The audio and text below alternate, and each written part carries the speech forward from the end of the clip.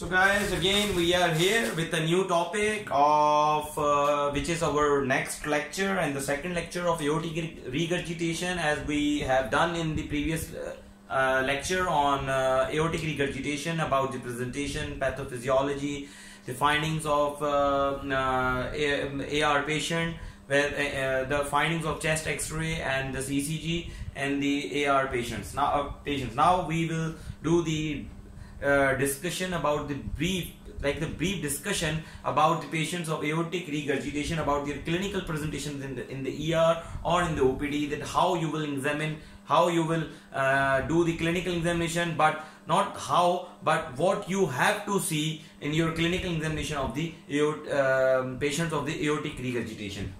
So it is very, very, very important that if you are suspecting the aortic regurgitation in your patient, then obviously you will find what you will be having the all hyperdynamic pulsation in all all pulsation of the patient would be hyperdynamic. So you will get the hyperdynamic pulsation in your patients of the aortic regurgitation. So obviously, without wasting time, we have to go towards it, but we have to remember those names and the names of that science, and especially in what sign, what you have to find and how you will get these findings on your patient. So we will briefly discuss about the clinical examination of AR in nutshell.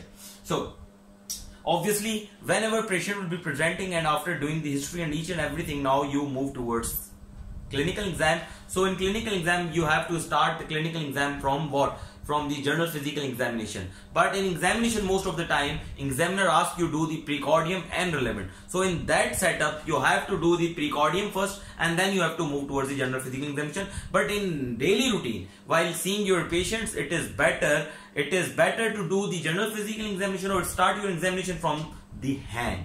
Why? Because in hand, you will get more signs, not particular to AR, but the cause of AR as well. So if the AR is secondary to infective endocarditis, then you will be having the all signs of infective endocarditis, such as the nail bed pulsation, the hemorrhages, and the genital lesions, and the needle pricks if your patient is IV drug abuser. So a lot of findings you will get in your patients of AR if you are examining him, so you can get the cause as well on your examination. So suppose that your patient is clear cut of AR, so what signs will be in your patient?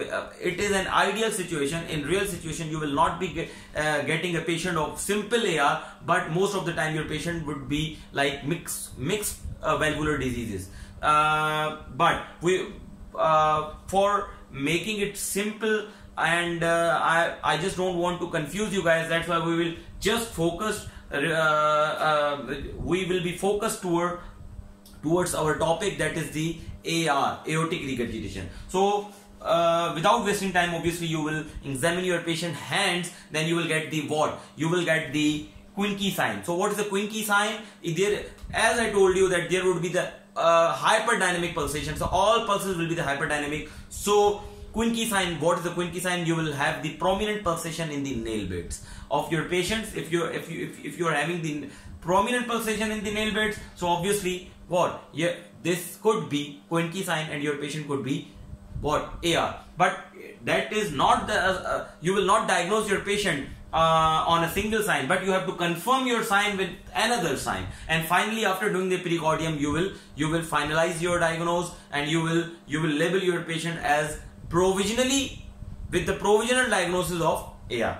But as you are having the Quincke sign, you have to look for the clubbing as well. If your patient is clubbing, so it might be that your patient is the patient of VSD having AR as well, because a VSD has more of association with the AR, and those VSDs who are with AR, they should be treated abruptly. And the clubbing, obviously you have to look for the Eisenmenger syndrome as well. So this is all examination which gives you clue about the management and the cause of that your patient and the disease of your patient, and that is the only thing, your approach, which would be examined in the examination. Your how you are doing the examination is does not, yes, it does matter, but it will not give you full marks. It will not make you pass in any like in any professional clinical exam. Okay, yes, on the level of house job and like in your on your graduation level, yes, it will help you that how you are doing examination. But if you are doing examination in a crisp and in a good manner, but you are not looking for and you are not searching for the signs which are present in your patient, and you have looked that sign and you have like if you have overlooked that sign, it means that you are not capable enough to do the examination. So we will not discuss more. I was just making your mind clear about how to do examination is not that important. What to do and what to see during the clinical exam is very important. So in Quincke is obviously nail bed, and meanwhile you have to see for the clubbing and general lesion and all these things, splinter, I mean, each and everything. Okay, but we are just focused with the AR. After looking for the Quincke sign, you will check for the pulse. Obviously, if you are having the pulse, and that pulse would be what? That pulse would be hyperdynamic, because in most of other lesions you will not be having the hyperdynamic pulsation, but if your pulsation is hyperdynamic, then you have to check for the water hammer pulse. What is the water hammer pulse? Water hammer pulse is a rapid upstroke. When you do the rapid upstroke, you have to ask for your patient about the shoulder pain and any dislocation or any discomfort is at this joint where you are of the shoulder joint of that hand in which you are gonna do that water hammer pulse. So how you will check? First you feel the pulse, then you place your other hand at the brachial artery, and then you will raise the hand rapidly. When you raise the hand, you will feel that abruptly pulse falls, and then it will give you a rapid upstroke, which is called as a water hammer pulse. And most of the time in all hyperdynamic situations you will be having that water hammer pulse. And after that you have to confirm your AR on what? On blood pressure. Then you have to check for the blood pressure. You have to put the cuff on the brachial artery, and you will check for the white pulse pressure. Usually your patient would not be having the white pulse pressure, but if they are having that white pulse pressure, then it will give you a very strong clue, because it is a specific sign for the AR. If you are having the white pulse pressure, then 50% of the diagnosis has been made. So it is very necessary to check the blood pressure of your patient in which you are suspecting the AR. So after white pulse pressure, you have to put the cuff on the popliteal artery. If the popliteal artery having the more than 60 mm mercury of the blood pressure than the brachial artery, then you have diagnosed your patient with what? AR. Like 80 to 90% of your patient has been diagnosed with the AR, and that sign is known as a Hill sign. So Quincke, water hammer, white pulse pressure, and the Hill sign. Then you move upward. Okay, then what you have to look for? You have to look for the JVP if your patient has pulmonary hypertension or any associated lesions, because of and AR is worsening that thing, then obviously your patient would have what? Raised JVP. But we are not discussing here JVP, we are just focused with the AR. Then you have to check for the what? Dancing carotids. That carotids, then now you have to differentiate it, that either it is a dancing carotids or JVP. Then okay, then you should know 3 to 4 things to differentiate between the carotids and JVP. Then when you press the JVP will be engorged, okay, and JVP will not be pulsatile. It will vanishes while on compressing, but artery has a more pressure, it is non-collapsing, and it has pulsation. You will feel the pulsation. Okay, so and obviously IJ would be in the area of internal jugular vein or the jugular area, and the carotid would be at the carotid area. So after that dancing carotids, you will be appreciating the head mobbing. If your patient has head mobbing, it means that the patient has a demosid sign. So head mobbing in the AR patients, because of the dancing carotids and because of the hyperdynamic circulation, your patient would be having the head mobbing, and your patient would be doing the head mobbing. So you will label it as that you would have that demosid sign. After the demosid sign, sorry, if you are looking for the retinal and the pupillary arteries, then you will have the again hyperdynamic arterial pulsation in that eyes as well, and this sign is known as a Becker's sign. After that Becker's sign, you will command your patient that open the mouth, and you will check the pulsation in the uvula, and if there is a hyperdynamic pulsation in the uvula, then you will diagnose it as that your patient has got Moller sign, because that in the hyperdynamic pulsation in the uvula is known as the Moller sign. And after that Moller sign, you have to do the what? You have to do the precordium. But before going towards the precordium, the general physical examination, the AR has not been finished. You have to move towards the femoral artery, and you have to look for the, and you have to listen for the pistol short murmur. That pistol short murmur is classical and it's characteristical and it's a hallmark of the AR. And that pistol short murmur is also known as trebuchin. Okay, if your patient is having the piston short murmur, and this piston short murmur is like piston is shooting from the gun, is like something is very fastly moving from and to and from from your step. When you auscultate it, you will having the piston short murmur, and you will have one more sign which is known as a DrNAS sign, and that DrNAS sign is what? When you place your after at the same position, when you are listening, when you are looking for the trebuchin, when and you have placed your stent over the femoral artery and you are appreciating a pistol short murmur, so when you compress it proximal to the stent, then you will having what? You will having this systolic murmur. And if you compress it distally to the stent where you have placed for the trebuchin, then you will be having what? You will be having that diastolic murmur. So if you are by compressing the proximal to the stent, if you are having the systolic, and by compressing the distal to the stent, if you are having the diastolic murmur, so it means that your patient has a DrNAS sign as well. Okay, and two more signs are there. One is for the prominent pulsation in the liver, and second is in the aorta. So these are also the signs of the in the AR, but I have not mentioned here. You will read by yourself. I think if you if few of sign like Hill sign, those signs who are actually classical for the AR should be remembered by you. That's why I haven't written everything in detail here. I have just mentioned the major signs of the AR. There are a lot of other signs as well, but I have just mentioned the few major signs on which you have to diagnose your patient as an AR. Okay, and after doing all these things, obviously you will go towards the precordium. Then obviously you have, as before doing all clinical examination, you it is provided that you have washed your hand and you have exposed your patient properly. Then you have to look for the scar marks or any like healing scars or surgical scars or wounds or any other signs on the visible pulsation. So most of the time, because of thirsting nature, because of the volume overload, your patient would be having the visible pulsation over the aortic area, and it could be at the apical area as well. Then you have to check for the apex speed, you have to palpate it, and most of the time in AR, because in the chronic AR, all signs I am talking about are the chronic AR, it's not for the acute AR. In acute AR, obviously you know that patient has not been adapted, as we have discussed in our last lecture, so you will not be having all these signs in the acute AR. These all are the signs of the chronic AR.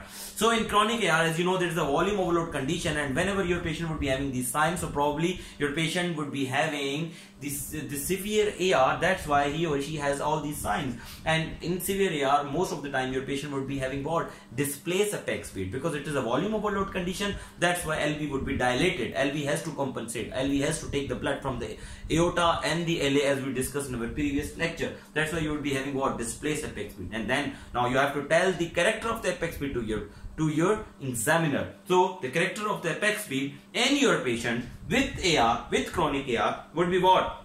Would be thirsting in nature. Would be what? Would be thirsting in nature. Okay, and then S1 should always be normal. Why? Because S is nothing to do with the AR. S1 is nothing to do with AR, because this is not the abnormality of the mitral or the tricuspid valve, and S1 is created because of closure of tricuspid and the mitral valve, but it is a problem with the aortic valve. That's why you would be having the problem with the A2. Okay, not S1. So A2 would be soft in this scene if the patient has AR, and if your patient would be A2 usually remain but it could be normal, and but A2 sometimes it is soft and sometimes it would be normal, but P2 sometimes loud, when your patient would be having severe AR and the signs of pulmonary hypertension because of that AR, then yes, you would have a P2, but usually P2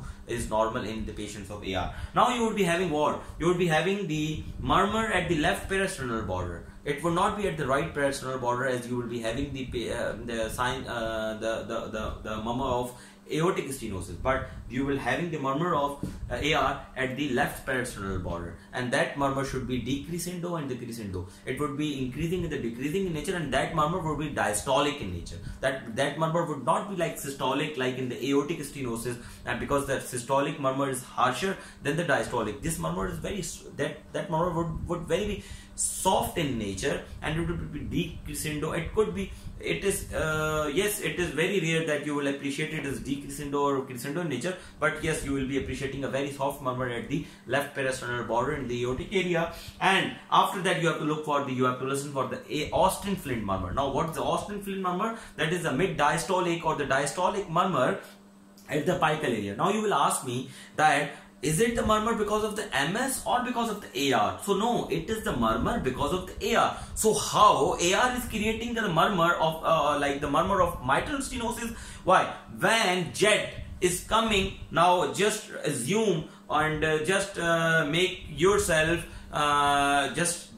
just close your eyes and imagine that you are sitting in the LV and you are looking for the AR. So just close your eyes and just assume that the jet of the AR is coming from the aorta in the LV. Then you will appreciate that the posterior leaflet of the because this jet comes into the LV in the diastole, and in diastole the posterior mitral leaflet is partially into the LVOT and partially into the LV, and the anterior mitral leaflet is being opened. Like in the anterior mitral leaflet is partially into the LVOT and LV, and the posterior mitral leaflet is also opened. So in diastole, as you know that the both leaflets are opened. So when this leaflet is partially into the LVOT, and that leaflet is anterior mitral leaflet, and this leaflet is posterior mitral leaflet. When these both leaflets are open in diastole, then the jet of AR comes and it hinges and it hinders that anterior mitral leaflet, and it makes it closer, and it makes it closed, and it hinders to open into the diastole, so that anterior mitral leaflet anterior mitral leaflet of mitral valve closes because of that AR jet. So this closure of the mitral leaflet causing that diastolic murmur. So when the AR jet is coming in the diastole and it hinders that anterior mitral leaflet, it makes it close and it hinders into the opening in the LV and the LVOT area during diastole. It causes and it like makes it close and it hinders it. So it is actually creating what? It is creating artificially mitral stenosis.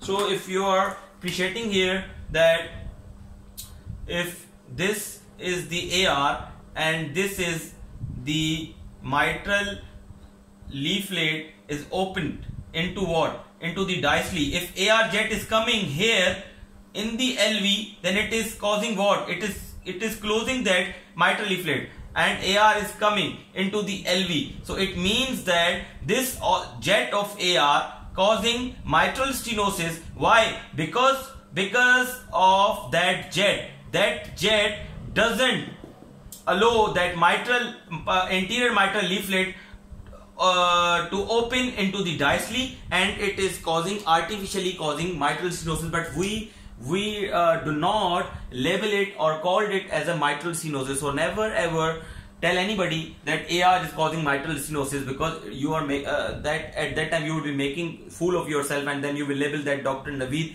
told us that mitral stenosis is because of the AR. No. I am explaining you. I am making your concepts. That's why I am using the word mitral stenosis. Okay, but this is not mitral stenosis because of the AR. Just make your mind clear about it, that the jet of AR causing hindering to open the mitral leaflet into the diastole, so it is causing the partially closure of or the fully closure of that anterior mitral leaflet. So actually it is causing what? It is causing AR. Why?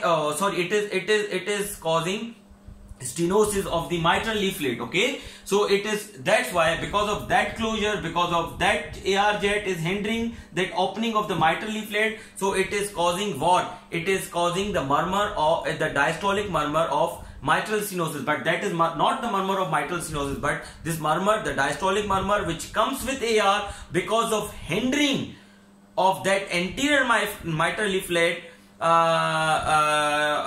The hindering of opening of mitral leaflet into the diastole because of AR jet is known as Austin-Flint murmur. So murmur caused by hindering of anterior mitral leaflet by the AR jet is known as Austin-Flint murmur, and that Austin-Flint murmur is not the murmur of MS. How would you differentiate it? Then obviously the examiner, the next question of the examiner would be that how would you differentiate? How, Dr. Saab, you have differentiated it that it is not the murmur of AR? Then you will tell him that, sir, there is no opening snap with that diastolic murmur and at the apical area, and it is also not accompanied with S1. And the S1 is not loud, and this murmur is not accompanied with opening snap. So these are the two things which differentiate it from the murmur of mitral stenosis. Why? Because in the mitral stenosis, usually you would be having what? Usually not, in the most of the time you would be having this S1 loud. But if the mitral stenosis has S1 soft, so what is the reason? That yes, you would have the S1 soft in the patients of mitral stenosis if your patient has non-pliable valve, if your patient has calcified valve. But most of the time, if your examiner asks you that how would you differentiate that Austin-Flint murmur from the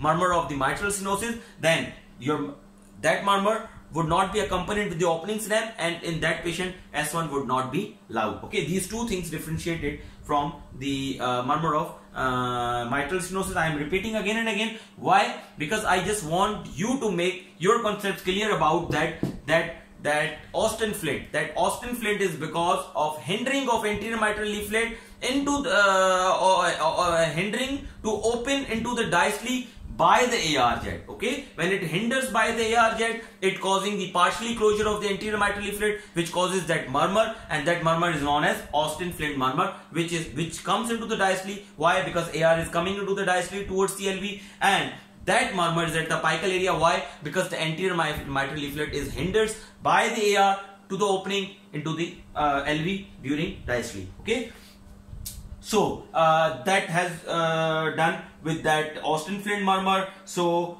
you will have two murmurs in the AR most of the time. Then your examiner asks you, Doctor, why are you saying that your patient has a hyperdynamic pulsation? It means your patient has AR. No, not at all. There are other differentials as well. But all these signs, when come together with wide pulse pressure, these murmurs, all these things, it makes your patient, and history and all these things. Obviously, you have already taken the history before doing the clinical examination. So all these things, when come together, make your patient of the patient of AR. Then your examiner asks you that, Doctor, what are the other causes of hyperdynamic pulsation? Then the high output failure, all causes of high output failure are the causes of the hyperdynamic pulsation, such as sepsis, beriberi, anemia, thyrotoxicosis, and the AV fistula. So here is the end of your clinical examination of AR, and as these are the signs of the chronic AR. Okay, so just learn those signs, just learn by heart all these signs, and look these signs in your patients of AR. If you are suspecting a patient of AR, then you have to look for all these signs and practice by yourself with your patients, and remember all these things. And when you will be doing again and again, then you will be mastering the clinical examination of any valvular disease, because it needs practice. It needs clear concepts and the practice. Okay, so we are finishing our lecture over here as usually I do. According to the customary behavior, we can say that spread this knowledge to the world, subscribe my channel, and press the bell button for the future updates. Take care. See you, Dr. DrNAS. Allah Hafiz.